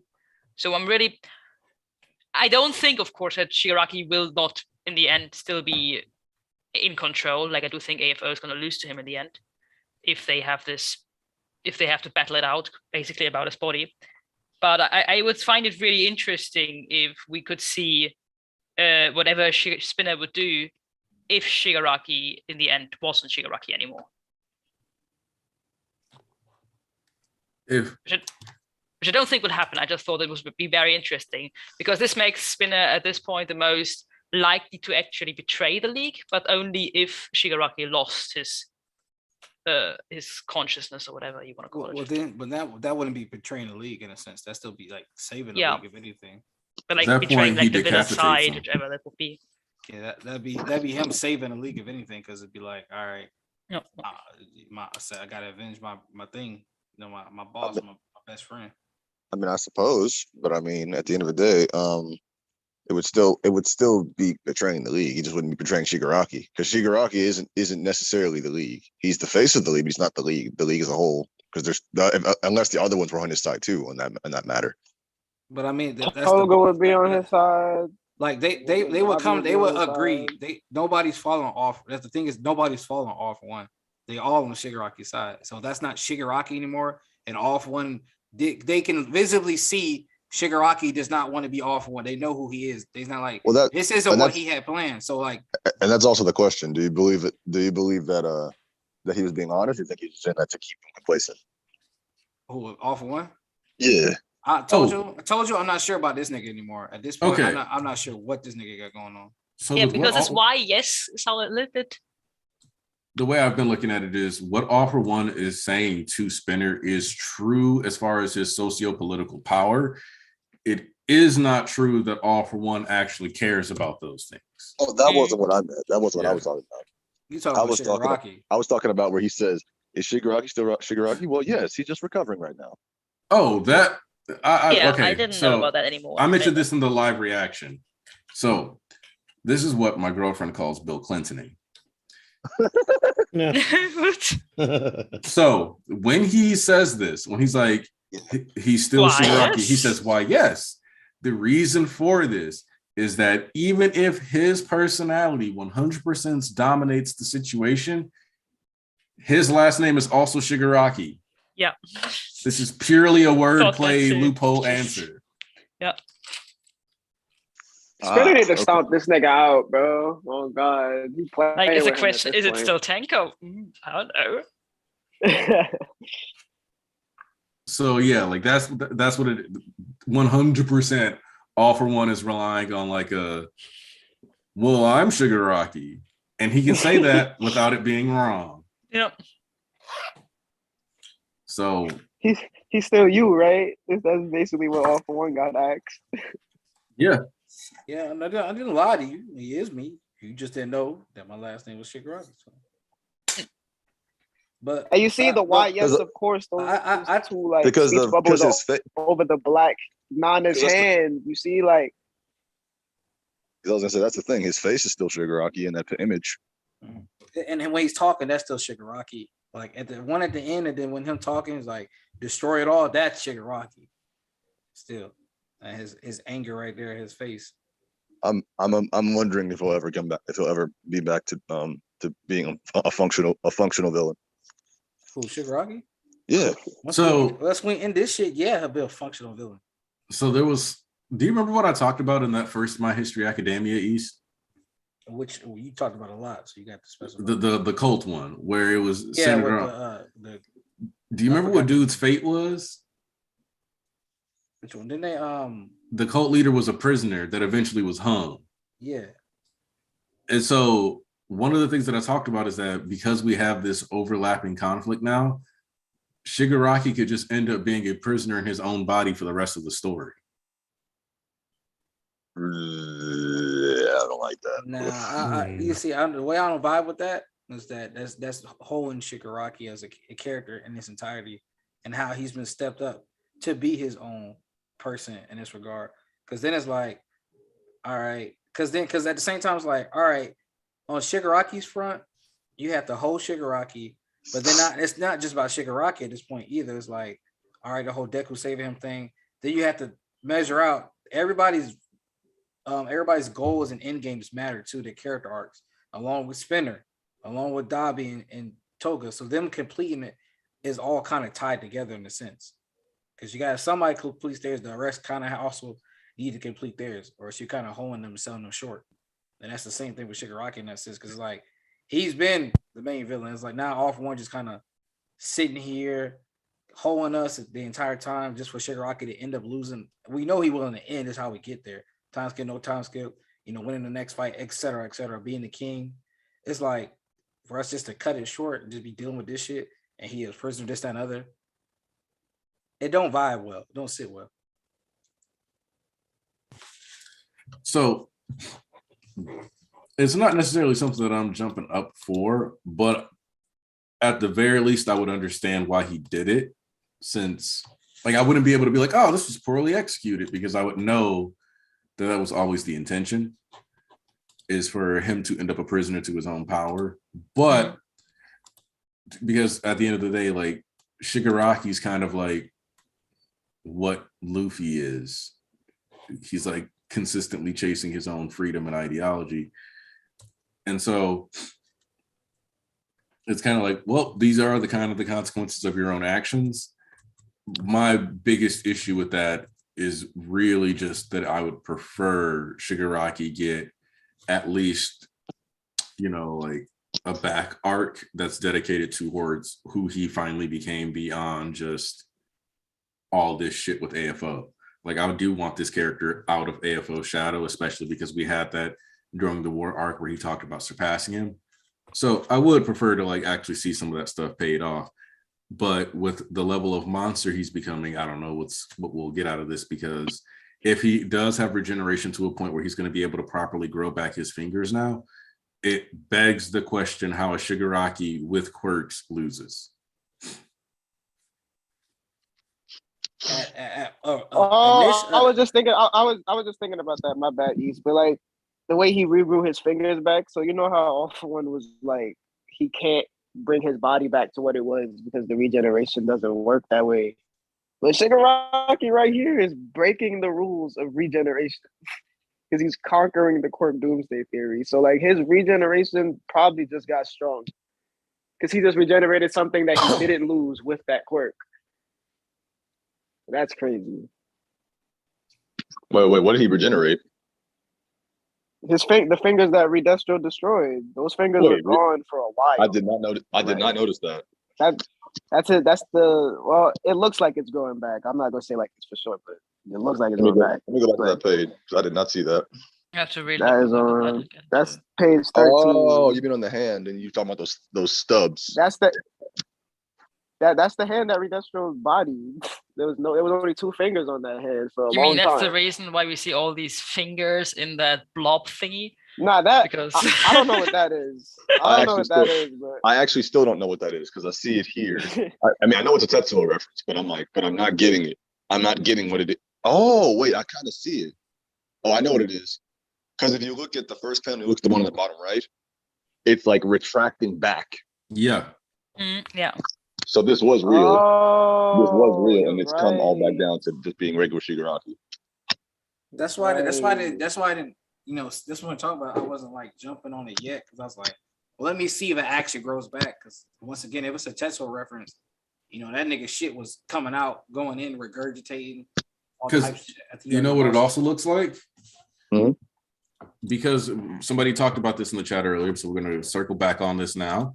When you zoom in, you can tell that all of these are like fingers, hands, arms, yep. fingers, hands. Yeah. So it's like this whole amalgamation is like his arm overcompensating for those missing fingers. Yeah, that's what I meant. That they are trying to repair the hand, but doesn't really know how. So then it pulls it all back in, like, okay, because it's still extra bulbous, and when we know it wasn't like that, because if you remember, he has to be starting to grow these things back because he had a whole metal attachment on that hand. Saying. That's what I'm saying, bro. So like it has to be that he's starting to grow it back. But like I said, again with Tetsuo though, like his shit was, in a sense, Tetsuo was in his singularity point, in a sense. And his shit was like growing back or regurgitating. It was morphing in and out. You know what I'm saying? This could be just a part of it. It's like, I'm just waiting until he fully has the hand back to say something. You know what I'm saying? Like, I see what it looked like right now, but that don't mean you can't get halted and regurgitate back. Like, once again, remember that Kira moment? That shit was nasty as fuck. And it wasn't just, he just grew the hand back straight up. That shit was going through a whole different amalgamation of things. And all the quirks they got, maybe trying to bust out, come in, all types of shit going on. You know what I'm saying? Yeah, can I just say how wholesome it is that like Spinner ran towards Shigaraki? He was like, "Yo, you good?" He's like, "Yo, Shigaraki." He's like, "Dad, yo, bro." Because Spinner cares about Shigaraki more than anyone else. Also, one of the things I talked about during the live reaction portion, and I don't know if y'all was in for that. Does this look like the Pussycats compound to you? Where? I was on stream when you said that. Like it might just be a case of like when you said that, I was thinking about it like, like it might just be like same face syndrome of the mountains, but like, does this not look like the Pussycat compound where they were training during forest training? Oh, where are you talking about? Oh, you're talking about for the page 12, like when you get like the cliffs and stuff. Yeah, I see what you're talking about. I mean, there is a chance that there's just a bunch of places that are similar in Japan. Yeah. That's why I'm not like hard pushing it. I'm just like, Yeah.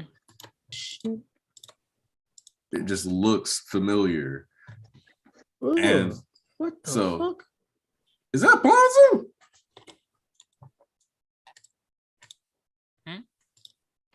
Thought that was Bonzo. I thought it was too. I got excited for Yeah. it. Yeah, but nobody's there. Damn, don't get me gassed up like that. But what was it? Okay, so what is it? I gotta Like the I gotta- stream. Like the stream. Fuck you. Guys, like I the gotta stream. start getting ready for work, so I gotta go. All right, All Yeah, right. me too. Yeah. No, not for work, but for No, that's Obviously. okay, because this is about around Yeah. where I was going to wrap up anyway. I actually meant to have this one be a little shorter, but that it is what it is. So, I would Let's imagine when go- you do this with that with this one. This is one of the most interesting chapters we've had in a minute. hey, I didn't expect it to be this good. Yeah. So, I'm trying to tell Yeah. y'all, stop playing with that boy, man. He hit the okie doke on niggas. but yeah, let's go with BG first. Get your final thoughts out. Imagery gas. What is it? Setup gas. Dabi, supreme gas, and I need everybody to stop all talking shit about him. He's goated. Stop it. We know it now. And yeah, I can't wait. This is now we're getting into the meat and potatoes. Finally. That's it. Gas. Say yes. I like the chapter. I think Toga was great. I always love how Horikoshi draws her. I think she's one of the characters I love the most in terms of her style, her drawing. I liked Spinner a lot. Like seeing Twice again. I thought I really liked the last panel with Shigaraki in the end, where it was like everybody can be somebody's hero, and then we see Shigaraki going through the looking through his hair, because just this white out hair, I still, even like a year later, I'm still very much impressed by this white out hair. Yeah, I can even tolerate Dabi. So it was a good chapter. All right. So real quick, let me hit up these super chats that came through. Yeah. So since I was asked about this, first off, let me hit up the MK the baby super chat. Yes, there are new Funko Pops. We are adding Sun Eater and Lemillion to the shelf. Let's go. Yeah, no, they actually said that the Sun Eater one was delivered like 2 days before it was actually delivered. So I was ready to snap about that because I thought somebody porch pirated my shit, but it worked out. You just reminded me of something about how somebody sent me that I got a Hawks figure from mailed to me, and I didn't order that. So I'm just randomly got a Hawks figure sent to my house. I mean, it sounds like somebody loves you. I don't know. Somebody sent that. I'm like, who has my address? You That's can more always just, creepy. That's you more can always creepy just than throw it on the flattering. grill. Well, Silent Razor, did you ever watch the Unholy Trinity video? Because as you mentioned, so Shiggy's becoming Jesus, how is Deku going to crucify him? I actually talked about the inverted and unholy Trinity a little over a year ago, I think, so, or around a year ago. So just drop that in the chat for you if you want to watch that one. It's a doozy. So what's the unholy spirit? Is that a quirk? The unholy spirit? Well, because of the fact the- that All for One is his own physical entity who adopted Shigaraki as his son and then placed his own quirk as a spirit within him, you have an inverted trinity of a father, a son, and an unholy Yeah, I ghost. figured the father and the son. I was just not clear if the spirit was The quirk official All for or One. the hatred or some more. Yeah, because the Holy Spirit is like the power and the blessing and part of the God that moves through you. So him being to impart that to his son in Shigaraki. So there you go. Enjoy that. But I will finish out, these last thoughts real quick. Let's go with Tarnish. It's like this chapter was made for me specifically because like when I seen Toga in the lair with them and like we didn't get no follow up on what she was doing outside, I was like, Hori, what the hell, man? Like, what you doing? And then he comes back and then brings Toga back to her house. You see some memories, some flashbacks, this twisted ass dream.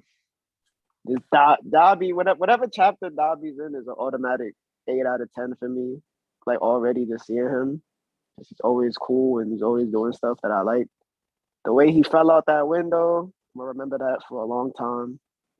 Twice's blood, dope. Spinner, I've been really waiting for Spinner to turn up because we've been talking about the whole mutant discrimination thing for a while, and like if Jump was gonna interfere with that. And I was always sticking to it. I was like, nah, he's still setting it up. He's still setting it up. Like there has to be something with it. And we finally get into it. And I can't wait. And next chapter, I hope it's Spinner focused. Because Spinner finally said, fuck all the bullshit. I'm gonna just go ahead with this plan. And I love to see it. All right. Let's see. We got walk-ins. Chapter was gas. I love this chapter. This is a chapter that is definitely for those people who like, well, not like, definitely for the people who can pay attention and can interpret a lot of things from this.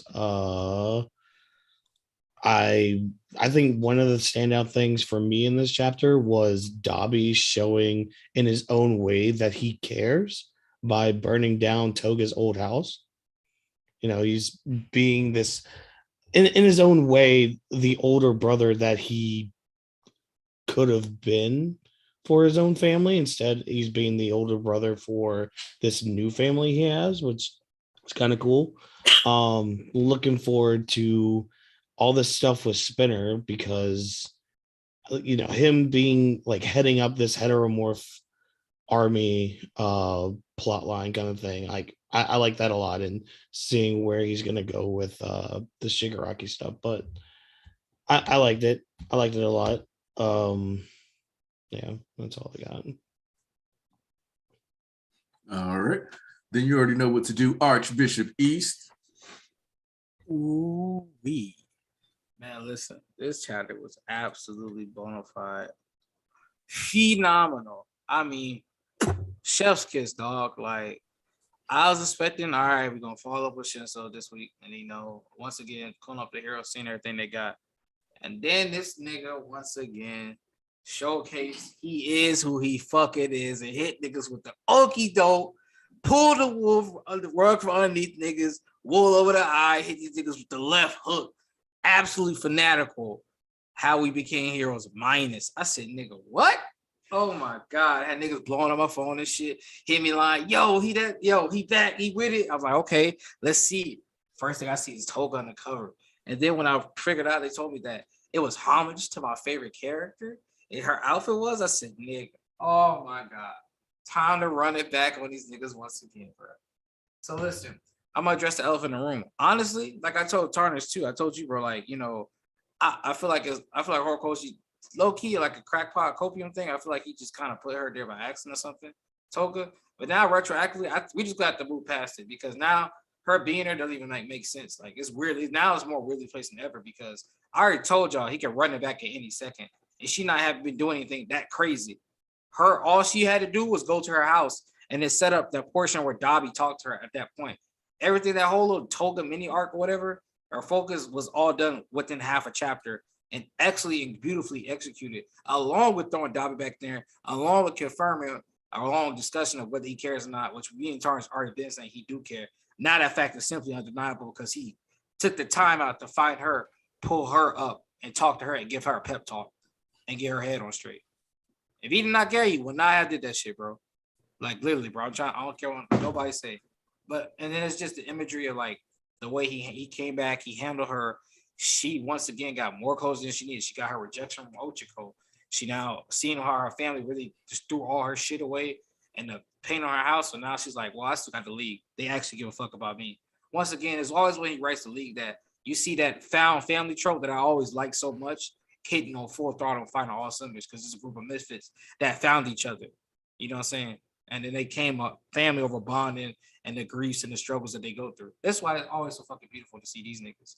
So once again, that first portion of the chapter, absolutely fucking peak. I love this shit. Then we move on to the latter half. Downright golden with Spinner, man. That nigga stock's finna rise. I'm finna see now everybody gonna be one of the Spinner wave, this, that, and up. Like, nah, it's too late for all that. All right. You should have hopped on the train at NBA when he started speaking up and he was fading niggas. Don't try to hop on the train now. Now it's like how the Black Lives Matter movement is so important than the other. Everybody part. It's too late now, all right? You should have rocked with this nigga from the start. Don't try to hop on the bandwagon now. So shouts to the nigga spinner. I cannot, absolutely not wait to see next week when we follow up, because we're not cutting away. I don't know why I think Horikoshi is cut away at important moments when he has never once done that shit. So that's really weird to me. But I cannot wait till next week when we come back and we fucking run this shit back. Also, the dream is coming true that Twice is coming back, and they will have a full discussion with Shigaraki, and a full closure will be done, and justice will be served to my nigga, man. Once again, I'm about to raise my volume and my voice, so y'all might want to tweak it down real quick. Once again, in the end, me and Horikoshi always motherfucking win. Run that shit back. I told you so. And guess what they call me? Undefeated of the What it do, baby? Thank you for coming. And we love to see y'all again in 2 weeks. All right, y'all. Appreciate you all coming through. Special shout out to all the bishops and what they do and how they support me. Talking to Bishop Tarnish, Bishop Sayers, Bishop Watkins, Archbishop East, and Bishop BG. Bishop Pons, who always supports. Positive that man popped in for like 2 seconds and then did, just to show some love. Regardless, love the direction this series has been going. I'm glad I have off, that we're not doing this the next Sunday, because it's my anniversary weekend with my lady. So that means I can fully support, spend time on that. Horikoshi took the break for you then, my boy. Yeah. You know, she texted me about that. I texted Horace, and that's why he took the break. He was like, I don't know, man. He was so excited, but here we go. So yeah, so I'm looking forward to that. Oh, one quick thing before we go real quick. Because Because I want to start this. I want to get this rolling real quick. Me and I was talking to Charles about calling this arc, right? When the hands start flying. I was thinking to pay homage to Fat Gum, I like to call the next arc True Blue, because of the way Fat Gum said it's going to be an all-out True Blue war, or True Blue all-out war. Yeah, True Blue all-out war. So yeah, I like the name. Exactly. Well, but we could come up with something, you know, a little bit better. If y'all feel the True Blue, I like the name. we got to find something. We can't call it the UA Trader arc because it ain't just about Aoyama. We ain't finna call it how they all became here. Like